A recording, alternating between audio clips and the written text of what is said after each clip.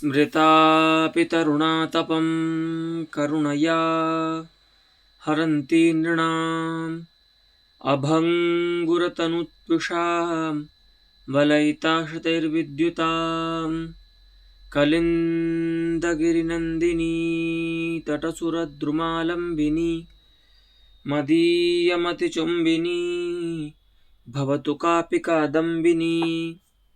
यह रसगंगाधरस्य पाठक्रमे द्वितीयानने प्रवर्तते पाठः, यत्र अर्थालङ्काराणां निरूपणक्रमः इदानीं जायते। तत्र अलङ्कारं प्रस्तूय ततः असमाख्यम् अलङ्कारं प्रस्तोतुम् उपक्रमते ग्रन्थकारः। स एव अस्माकम् अद्यतनपाठः अस्ति। अद्यतनपाठस्य प्रथमा पङ्क्तिरस्ति साक्षात् सर्वथैवोपमा निषेधो समाख्योऽलङ्कारः, इस प्रकार से। तो अभी तक सादृश्य की ही बात चल रही है। सादृश्य को ही मूल में रख करके सभी अलंकारों का विचार ये कर रहे हैं कि कहीं पर सादृश्य सामान्य होगा तो उपमा होगा, कहीं पर वो सादृश्य यदि परस्पर होगा तो उपमेय उपमा होगा, वही सादृश्य यदि एकोपमानोपमेयक होगा तो अनन्वय अलंकार हो जाएगा। अब उसी सादृश्य को लेकर के कह रहे हैं कि यदि वह सादृश्य सर्वथा निषिद्ध हो और उसका जो निषेध है वह वाच्य हो, तो सर्वथा निषेध का अभिप्राय यह है कि उसका आत्यंतिक जो निषेध है, माने उसका जो अभाव है, वह यदि वाच्य हो तो वहां पर असमालंकार होता है। ठीक है, तो सर्वथा उपमा निषेधो नाम सादृश्य निषेधः असमाख्योऽलङ्कारः। सादृश्य का जो आत्यंतिक निषेध है और वह वाच्य होना चाहिए, तो वाच्य जो सादृश्य का निषेध है उसको हम असमालंकार कहते हैं। अयं च अनन्वये व्यङ्ग्योऽपि तच्चमत्कारानुगुणतया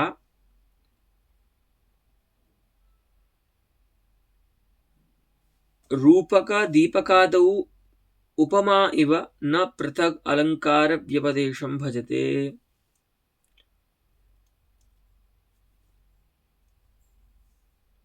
वाच्यतायां तु स्वातंत्र्येण चमत्कारितया पृथक व्यपदेशभाक्। देखिए, यह जो असमालंकार है वह दीपक और तुल्ययोगितादि अलंकारों में जैसे उपमा व्यंग्य होती है,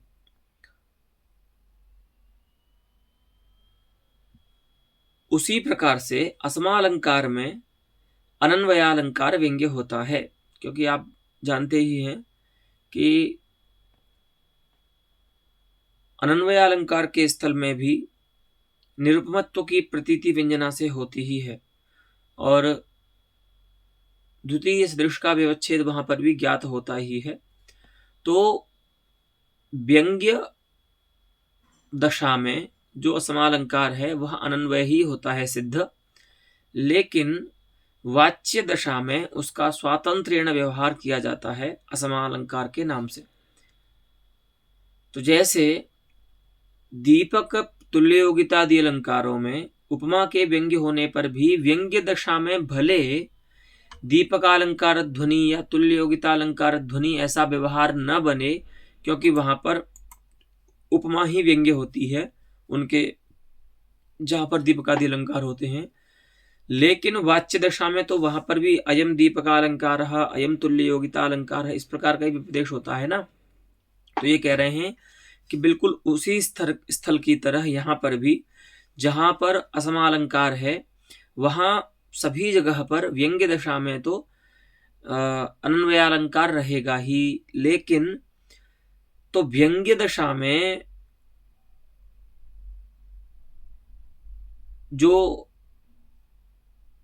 अनन्वयालंकार है वहां पर असमालंकार का कभी व्यवहार नहीं हो सकता। जैसे आप ऐसा नहीं बोल सकते कभी भी कि असमालंकार ध्वनिरत्र अस्ति, लेकिन वाच्यतायाम तो, लेकिन जब वह वाच्य होगा तब तो स्वातंत्र्येण चमत्कारितया, स्वतंत्र रूप से चमत्कारी होता हुआ, पृथक व्यपदेश भाग, ठीक है, स्वतंत्र रूप से उसका व्यवहार किया जाता है।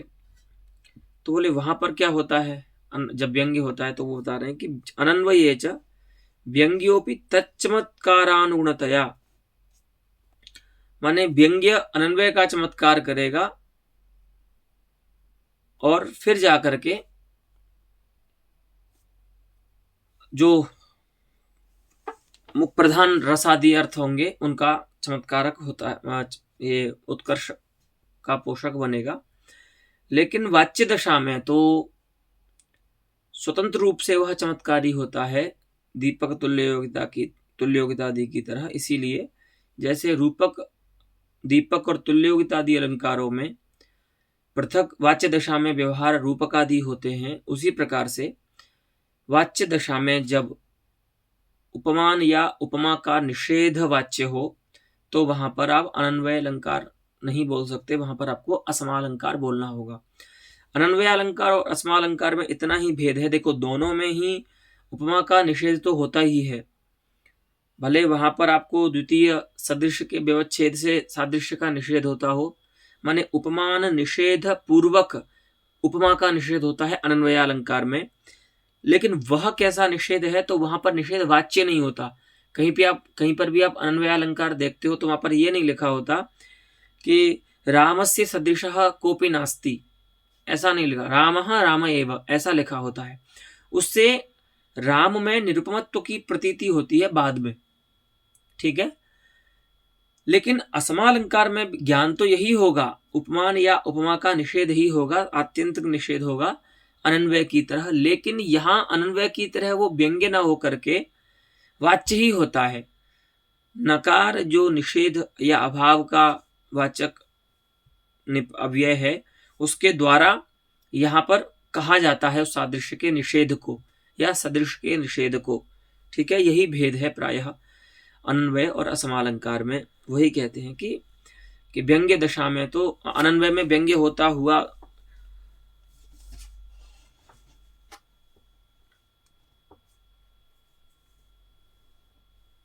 अनन्वय अलंकार में व्यंग्य होता हुआ, माने अगर हमने, शायद हमें ऐसा याद आ रहा है, हमने ऐसा बोला है कि अनन्वय अलंकार व्यंग्य होता है, इसमें ऐसा नहीं है। तो उसको आप यही समझना कि अनन्वय अलंकार में असमालंकार व्यंग्य रहता है सभी जगहों पर, सामान्य नियमतः रहता है, क्योंकि अनन्वय अलंकार का जो फल है वह फल ही असमालंकार है, ठीक है। तो व्यंग्य होता हुआ भी उस वाच्य अनन्वय का चमत्कारी होने के कारण वहां पर इससे व्यवहार नहीं किया जाता कि अत्र अनन्वयालंकार ध्वनि अस्ति। लेकिन जब वाच्य होता है वो निषेध, तो इसके लिए स्वतंत्र व्यवहार रूपक, दीपक और तुल्य योगिता आदि की तरह किया जाता है। तो इसका उदाहरण देते हैं, देखिए। भूमिनाथ शहाबदीन भवतस्तुल्यो गुणानां गणैः एतद्भूत भवत्प्रपंच विषये नास्तीति किं ब्रूमहे। धाता नूतन कारणैर्यदि पुनः सृष्टिं नवां भावयेत्, न स्यादेव तथापि तावकतुला लेशं दधानो नरः। तो कोई शहाबुद्दीन नाम का राजा है, यवन राजा। तो आप जानते हैं कि पंडित राज जो है वो बहुत समय तक यवन राजाओं के दरबार में कवि थे। तो इनके कई पद्य जो हैं वो ऐसे मिलते हैं जहां पर यवन राजाओं की स्तुति करते हुए ये देखे जाते हैं पंडित राज। तो वही कोई शहाबुद्दीन नाम का राजा है, उसकी प्रशंसा में कह रहे हैं, हे भूमिनाथ। लेकिन कौन सा भूमिनाथ है, कौन सा राजा है, तो कह रहे हैं शहाबदीन। तो हे शहाबुद्दीन नाम वाले राजा, एतद् भूत भवत् प्रपंच विषये एतैः भूतैः तो न के कियन्ति भूतानि सन्ति तत्र भवन्तः जानन्ति पंचमहाभूतानि सन्ति तैः पंच महाभूतैः भवन यह प्रपंच विषयः अस्ति अथवा भवन यह प्रपंचः अस्ति तस्मिन् प्रपंच विषये, अर्थात 5 महाभूतों से बनने वाले इस प्रपंच विषय में, इस पूरे संसार में भवतः तुल्यः नास्तीति किम ब्रूमहे, कोई नहीं है ऐसा हम क्या कहें। अर्थात अयम अर्थः सर्वैः बुद्ध एव सर्वैः ज्ञात एव अतः वक्तुम अत्र अवकाशः अपेक्षा वा नास्ति। तो किम ब्रूमहे, क्या कहें। तो किससे तुलना करनी है इस राजा के साथ, तो करें गुणानाम गणैहि, गुणों के समुदाय से जो तुम्हारी तुलना कर सके, जो तुम्हारे तुल्य हो, ऐसा इस संसार में कोई नर नहीं है। ये हम क्या कहें, ये कहने की अर्थात ये कहने की आवश्यकता ही नहीं है। अयम अर्थः अति प्रसिद्धः अस्ति। तो बोले अभी तो है ही नहीं, माने इन पंच महाभूतों से बनाए हुए संसार में तो है ही नहीं, लेकिन अगर विधाता दोबारा से सृष्टि करे और क्या करे, धाता नूतन कारणैः यदि पुनः सृष्टिम नवाम सृष्टिम भावयेत, अगर ब्रह्मा दूसरे कारणों से, क्योंकि ये जो उपादान कारण है पंच महाभूत, इनसे तो होने वाली सृष्टि में तुम्हारे साम्य को धारण करने वाला कोई है ही नहीं, तो फिर से इन्हीं कारणों से सृष्टि करने पर तो कोई लाभ होने वाला है नहीं। तो यदि क्लिप्त कारणेतर कारणैः, क्लिप्तानि यानि कारणानि सन्ति पंचमहाभूतानि उपादान कारणानि अस्याः सृष्टेः, तेभ्यः क्लिप्त कारणेभ्यः अन्यैः कारणैः यदि धाता नवाम सृष्टिम भावयेत, नई सृष्टि करे तो भी, नई सृष्टि करने पर भी न स्यादेव, नहीं हो सकता, कौन ऐसा प्राणी, ऐसा नर जो तावक तुलालेशम, आपके तुलालेश को भी धारण करने के समर्थ हो, धारण करने में समर्थ हो। अर्थात इन पंच महाभूतों से बने संसार में तो आपकी तुलना किसी नर से नहीं की जा सकती, कोई आपके तुल्य नहीं है। ये तो हम क्या ही कहें, ये तो कहने की बात ही नहीं है, क्योंकि इसको तो सब जानते हैं। लेकिन इतना भी हमें विश्वास है कि अगर विधाता इन कारणों से, अतिरिक्त कारणों से अगर द्वारा से सृष्टि करे, तो उस सृष्टि में भी तुम्हारे तुलालेश को, माने तुम्हारी समता के एक कला को भी धारण करने वाला कोई नर नहीं होगा। अस्तु न स्यादेव। तो अत्र पश्यन्तु, नकारेण निषेधः वाच्यः अस्ति, है ना, सादृश्य निषेधः अथवा सदृश निषेधः वाच्यः अस्ति, है ना। तो यहाँ पर देखिए उपमान का निषेध और उपमान के निषेध के द्वारा वही सदृश का निषेध हो गया, तो उसमें सादृश्य पदार्थ भी तो है ही, तो उपमा का भी निषेध हो जाएगा।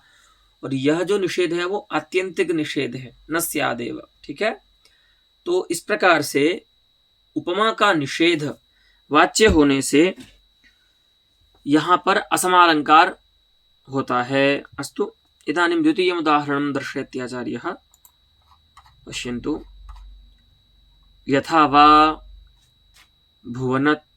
भुवनत्रितयेऽपि मानवैः परिपूर्णे विबुधैश्च दानवैः न भविष्यति नास्ति नाभवन् नृपयस्ते भजते तुलापदम्। हे राजन, एवं नरः अस्मिन् भुवन त्रितये, भुवनानां यत् त्रितयमस्ति, ये तीनों भुवनों का जो समुदाय है, पृथ्वी, मर्त्यलोक और स्वर्ग, इन सभी में कौन रहते हैं, तो एक जगह दानव रहते हैं, एक जगह देवता रहते हैं, एक जगह मनुष्य रहते हैं। तो एवं मानवैः विबुधैः दानवैश्च परिपूर्णे अस्मिन् भुवन त्रितये, इस प्रकार से मनुष्य, देवता और असुरों से परिपूर्ण जो भुवन त्रितय हैं, एक लोक में देवता रहते हैं, स्वर्ग में, द्युलोक में, पृथ्वी लोक में मानव और पाताल लोक में असुर रहते हैं। तो अस्मिन् भुवन त्रितये एवं एवं एवं जनैः परिपूर्णेपि ते तुलापदम यह भजते एवं नरः न भविष्यति न अस्ति न अभवत। न हुआ है ऐसा कोई नर इन तीनों लोकों में जो तेरे तुला को धारण करे, मैं तेरी समता को धारण करे, ऐसा कोई नर ना तो हुआ है, ना अभवत, न है, नास्ति और न भविष्यति, न होगा। इन तीनों लोकों में तेरे समता को धारण करने वाला कोई भी मनुष्य, कोई भी प्राणी न है, न था, न होगा। तो अत्रापि पश्यन्तु आचार्यः प्रत्येकम् अलङ्कार निरूपणे तस्य अलङ्कारस्य अलङ्कारत्वं कथमस्ति इति अवश्यम् एकया पंक्त्या बोधयति। अतः इदम् अवश्यम् अवधेयम् अस्माभिः। अस्तु, तो कैसे ये अलंकार है, यहाँ पर असमालंकार कैसे है, तो बता रहे हैं कि राजस्तुत्युत्कर्षकत्वात्, राजस्तुति का उत्कर्षक होने के कारण, राजस्तुतेः उत्कर्षकः अस्ति अत्र असमालंकारः, अतः तस्याः उत्कर्षकत्वात् अयम् अत्र अलंकारः अस्ति। यदुक्तं खलु प्रागेव कि यत्र उपमादिः कमपि अर्थविशेषम् उपकरोति तदा एव तस्य अलंकारता भवति, अन्यथा तु सः शुद्ध एव उपमादिः। अस्तु, तो इस प्रकार से यहाँ पर भी जो असम है वह अलंकार कहलाएगा। ठीक है। आत्यंतिकः क्वाचित् कश्च सदृश निषेधः असमोपमानलुप्तयोः विषयः।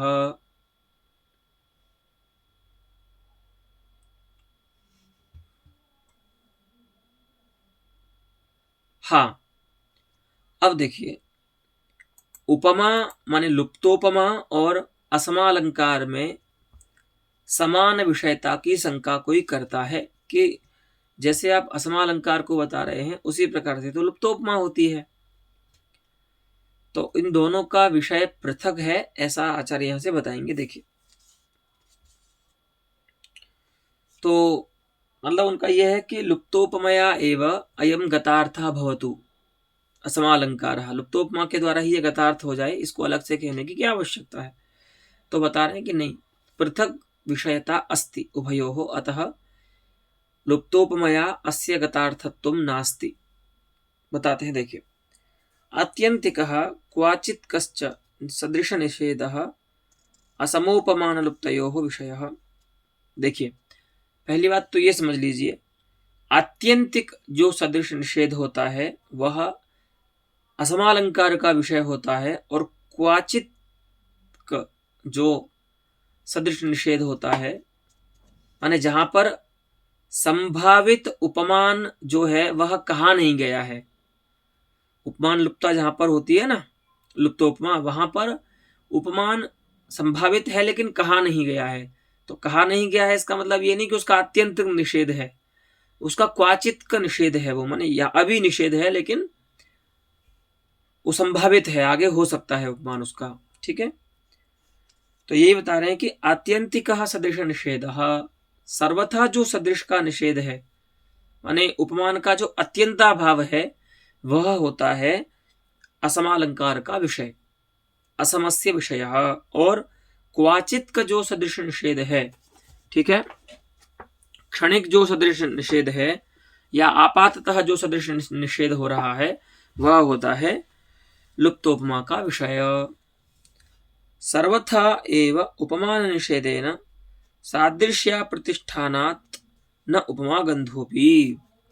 और देखिए, पहली बात तो यह है कि आपको यहाँ पर जो उपमा का भ्रम हो रहा है लुप्तोपमा का असमालंकार में, वो कैसे होगा, क्योंकि लुप्तोपमा हो या कोई भी उपमा हो, सादृश्य की प्रतिष्ठा तो सभी जगह अपेक्षित होती है। अगर सादृश्य प्रतिष्ठित नहीं होगा तो चाहे वो लुप्तोपमा हो चाहे वो पूर्णोपमा हो, वो नहीं हो सकती, क्योंकि उपमा का स्वरूप ही सादृश्य है। तो सादृश्यस्य प्रतिष्ठानम उपमायाम अवश्यम अपेक्षते। लेकिन असमालंकार में क्या होता है, निषेध जो होता है वो वाच्य होता है। तो जहां पर सादृश्य का या सदृश का निषेध कह दिया गया है, उस निषेध स्थल में कैसे जो है सादृश्य की प्रतिष्ठा होगी, सादृश्य कैसे प्रतिष्ठित होगा। हाँ, लुप्तोपमा में भले सादृश्य को कहा न गया हो, सदृश को कहा न गया हो, लेकिन संभावित तो है वो, सर्वथा निषेध थोड़ी ना किया गया है नकार से उसका, है ना।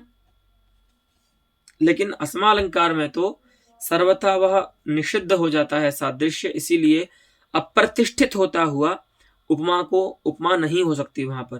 ठीक है, वही कह रहे हैं कि सर्वथा एवं उपमान निषेध है ना, उपमान का सभी प्रकार से निषेध होने के कारण, सादृश्य के अप्रतिष्ठान होने के कारण, सादृश्य का अप्रतिष्ठान हो जाएगा सभी प्रकार से जब उपमा निषिद्ध होगी तो सादृश्य का अप्रतिष्ठान होने से उपमा का गंध भी नहीं रहता। कहां पर?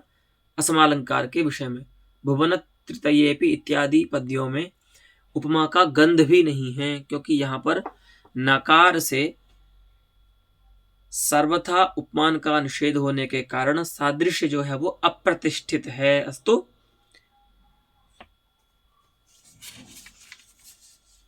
यही बता रहे हैं। अब रत्नाकरकार जो है उनका जो निरूपण है असमालंकार के विषय में, उसका खंडन करते हैं। यहां से देखिए, यत्तु ढुंढुलंतो मरिहषि कंटक कलियाईम केयी वणाईम मालई कुसुम सरिच्छम भमर भमंतो न पावहिसी।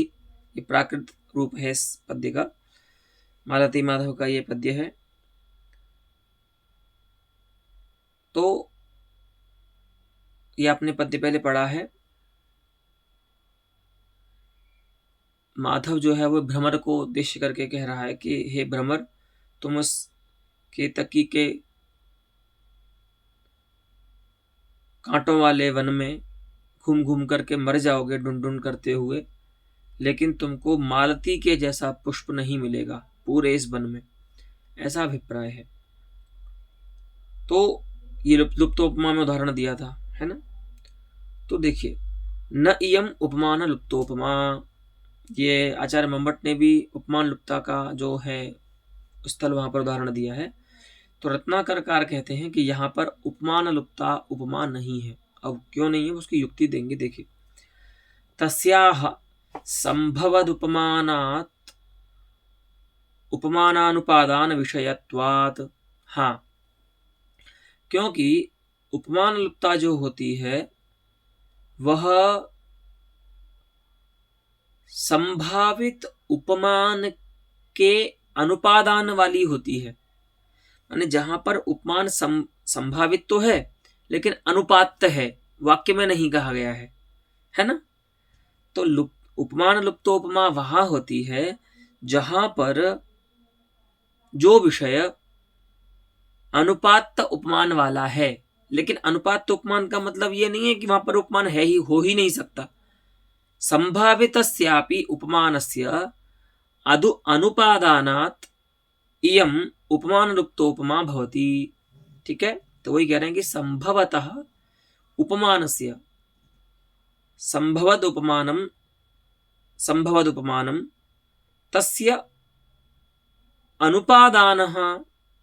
अनुपादानं विषयः संभवद उपमान अनुपादान विषयः तस्य भावः तत्त्वं तस्मात्। इस प्रकार से कहेंगे तो इसका अभिप्राय यह होगा कि उपमान लुप्ता उपमा का विषय वह होता है जहां पर संभावित होता हुआ उपमान अनुपात हो। ठीक है, अपितु असमालंकारः, लेकिन यहां पर तो असमालंकार हुआ क्योंकि नकार से यहां पर निषेध जो है वो उपमान का वाच्य हो गया है। बोल रहे हैं ना, न प्राप्स्यसि, है ना, मालती कुसुम सदृशम न प्राप्स्यसि। तो नकार से ये जो उपमान का निषेध आत्यंतिक रत्नाकराचार्य के मत में बता रहे हैं जो वाच्य हुआ है, उसके कारण यहां पर उपमान लुप्ता उपमा न हो करके असमालंकार होगा। इति रत्नाकरेण उक्तम तद असत, वगैरह वो असत है, तुच्छ है। क्यों? क्योंकि मालती कुसुम सदृशम भ्रमर भ्रमन्नपि न प्राप्स्यति इति उक्त्या वर्तताम नाम तत्सदृशम। पहले आप वाक्य पर ध्यान दीजिए। वाक्य क्या है? भ्रमर को माधव कह रहे हैं कि नास्ति इति ना, तुम नहीं ढूंढ पाओगे, है ना, न प्राप्स्यसि, तुम न प्राप्स्यसि, है ना।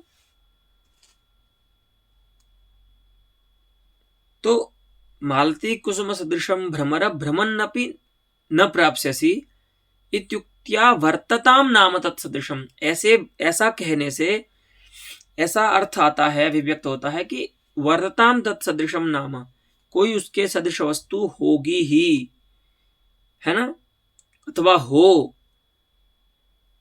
लेकिन त्वया तो दुष्प्रापमेव, लेकिन तुमको तो वो नहीं मिल सकती।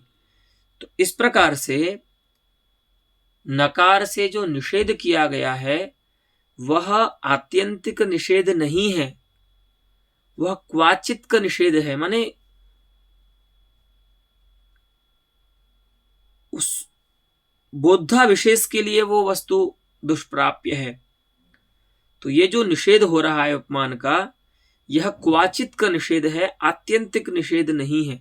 आत्यंतिक निषेध करने के लिए आपको नास्ति ऐसा बोलना होगा, ऐसा थोड़ी नहीं न प्राप्त से तुमको नहीं मिलेगा से बोलने से आत्यंतिक निषेध हो जाएगा। तो तदेव, तो इति प्रत्ययात इति ज्ञानात आत्यंतिकोपमान निषेधा भावात, तो इसका मतलब आत्यंतिक निषेध जो है वो उपमान का नहीं हुआ। तो आत्यंतिक निषेध का अभाव होने से उपमान लुप्ता उपमा एव इयं भवितुमर्हति।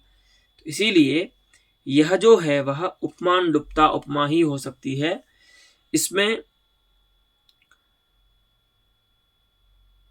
अनन्वय का अवकाश नहीं है, ऐसा अभिप्राय है आचार्य मम्मट का, इनका जगन्नाथ का।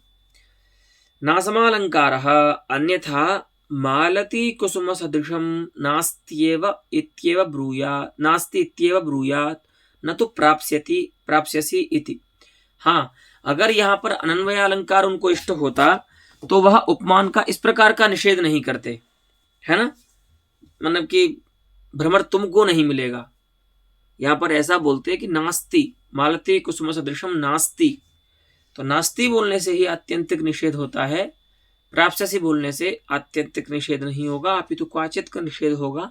और क्वाचित का निषेध के स्थल में उपमान लुप्ता उपमा ही होती है, अनन्वय अलंकार नहीं होता। इसीलिए अनन्वय नहीं, असमालंकार नहीं होता है। इसीलिए असमालंकार के लक्षण में क्या पद दे रहे हैं देखो, सर्वथा उपमान निषेध, है ना। तो वो सर्वथा का मतलब वही है कि आत्यंतिक जो उपमान का निषेध है, उपमा निषेध, उपमा निषेध का ऐसा है कि सादृश्य का निषेध ही असमालंकार होगा, लेकिन उपमान के निषेध में भी असमालंकार हो सकता है, क्योंकि उपमान जो होता है वो सादृश्य, उसी से निरूपित होता है सादृश्य, है ना, माने एक तत्प्रयोज्य ही सादृश्य आता है। तो इसीलिए सदृश के नहीं रहने पर सादृश्य का भी निषेध हो ही जाएगा, ठीक है।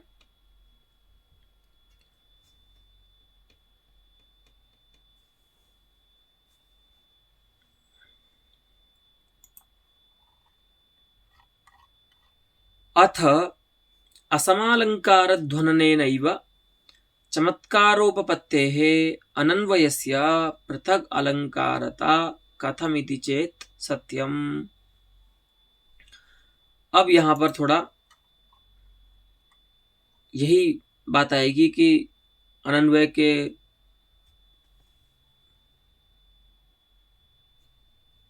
स्थल में असमालंकार व्यंग्य होता है, तो वहां पर कौन सा काव्य माना जाए, है ना, अथवा रूपक दीपक प्रतुल्योगिता आदि स्थलों में जैसे उपमा व्यंग्य होती है, क्या वैसे ही व्यंग्य होता है या कुछ अलग तरीके से व्यंग्य होता है, ये इस प्रकार की चर्चा यहां से प्रारंभ होती है। देखिए, अथ शब्द जो है वो यहाँ पर प्रश्नार्थक है, ठीक है।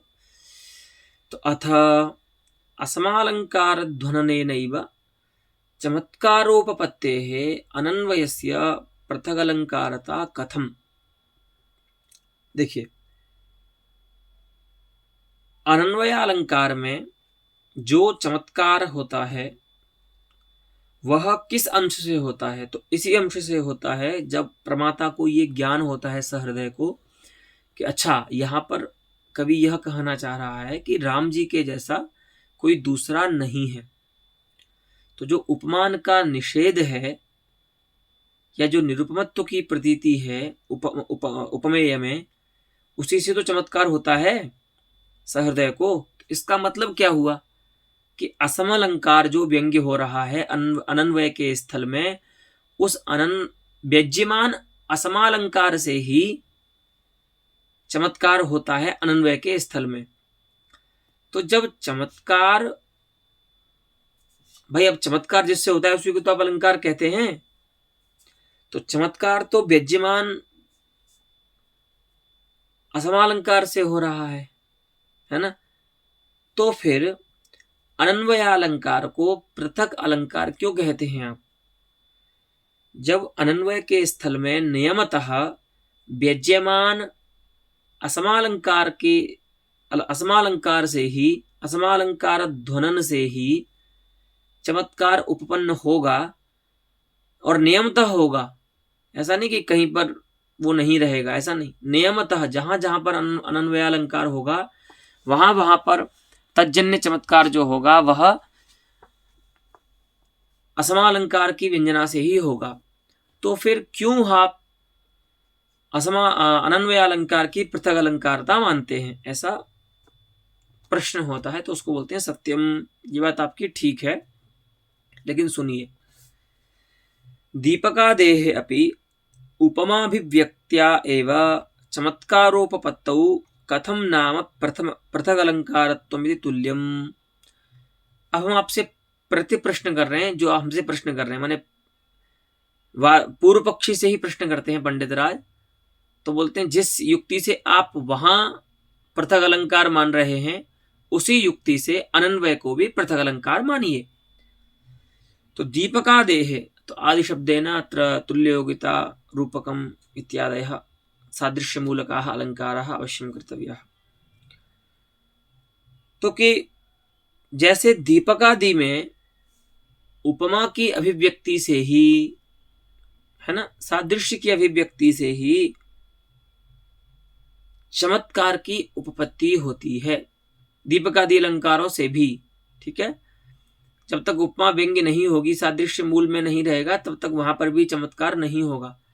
तो दीपकादि अलंकारों में भी चमत्कारोपपत्ति उपमा की अभिव्यक्ति से ही होती है। तो फिर कथम नाम तस्य दीपकादेः पृथक अलंकारत्वं भवद्भिः स्वीक्रियते सर्वैः आलंकारिकैः। तो फिर सभी आलंकारिक दीपकादि अलंकार को पृथक अलंकार क्यों मानते हैं? वहां जैसे अनन्वय अलंकार में असमालंकार की व्यंजना से ही चमत्कार हो रहा है, उसी प्रकार से दीपकादि अलंकारों में भी तो चमत्कार उपमा की अभिव्यक्ति से ही होता है ना। तो जैसे उपमा की अभिव्यक्ति से भी चमत्कार होने पर दीपकादि की पृथक अलंकारता मानी जाती है, उसी प्रकार से हम असमालंकार के व्यंजना से ही चमत्कार होने के बावजूद अनन्वयालंकार को पृथक अलंकार मानते हैं। अस्तु इति तुल्यम। ठीक है, इस प्रकार से पहला समाधान यहां देते हैं। उसके बाद पूर्व पक्षी कहेगा न च दीपकादौ उपमायाः व्यंग्यत्वेपि गुणीभावात् प्रकृते तु स्वसादृश्यस्य स्वस्मिन्नतितमां तिरस्कारेण असमालंकारस्यैव मुख्यतया ध्वननात् वैषम्यम् इति न वाच्यम। तो पूर्व पक्षी कहेगा कि देखिए, आप जो कह रहे हैं वो बात ठीक नहीं है, क्योंकि दृष्टांत के अनुरूप ही दार्ष्टान्तिक का ग्रहण होना चाहिए, है ना। साम्य होता है तभी कोई किसी का दार्ष्टान्तिक बन सकता है। यहां पर तो दृष्टांत और दार्ष्टान्तिक में वैषम्य है, भिन्न है दोनों। कैसे भिन्न है तो बता रहे हैं। देखिए, दार्ष्टान्तिक है दीपकादि अलंकार का स्थल और दृष्टांत है, दार्ष्टान्तिक है अनन्वयालंकार और दृष्टांत है दीपकादि अलंकार का स्थल। तो देखिए क्या बता रहे हैं कि दीपकादौ उपमायाः व्यंग्यत्वेपि गुणी भावात्, दीपकादि में भले उपमा की अभिव्यक्ति होती है, लेकिन चमत्कार होने पर भी उपमा से गुणीभूत होती है उपमा, व्यंग्य होकर भी। ठीक है, तो वही कह रहे हैं कि दीपकादौ उपमायाः व्यंग्यत्वेपि गुणीभावात्, अप्रधान होती है उपमा व्यंग्य होकर भी। कहां पर? दीपकादि अलंकार में। लेकिन यहां प्रकृते तो दाष्टान्तिक में क्या है? स्वसादृश्यस्य स्वस्मिन् अतितमाम तिरस्कारेण। प्रकृति माने अनन्वय अलंकारे। यहां अनन्वय में क्या होता है? तो अनन्वय क्या है?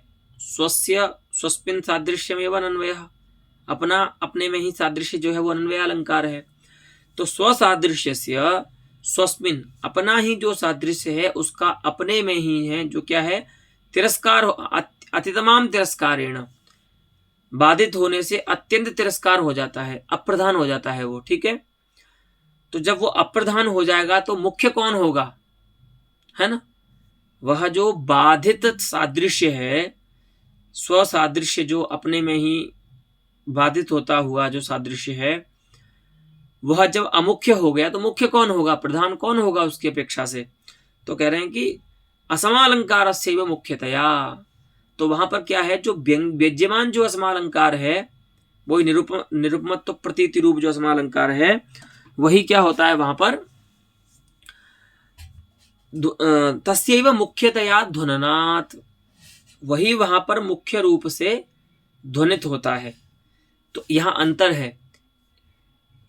दृष्टांत में वाच्य अर्थ प्रधान है, व्यंग्यभूत जो उपमा है वह अप्रधान है, इसीलिए प्रधान के बल से वहां पर दीपकादि में उनके नाम से व्यवहार होता है, उनकी पृथक अलंकारता मानी गई है। लेकिन अन्वयालंकार में तो अनन्वय जो है वह तिरस्कृत है, अप्रधान है। तो अप्रधान होने के कारण, और उसकी अपेक्षा प्रधान कौन है? तो असमालंकार प्रधान है, मुख्य रूप से व्यंग्य होता है। तो यहां पर भी क्या होना चाहिए? जो प्रधान है उसी से व्यपदेश होना चाहिए। तो प्रधान तो यहां पर अनन्वय है नहीं, इसीलिए अनन्वय, नारायण, अनन्वय की पृथक अलंकारता नहीं मानी जानी चाहिए। अस्तु। और दृष्टांत और दाष्टान्त में भेद तो बता ही दिया कि दृष्टांत स्थल में व्यंग्य भूता उपमा अप्रधान है, वाच्य जो दीपक आदि हैं वे प्रधान है, इसीलिए दीपक आदि की पृथक अलंकारता मानी जाती है। लेकिन दाष्टान्तिक में विपरीत है। कैसे?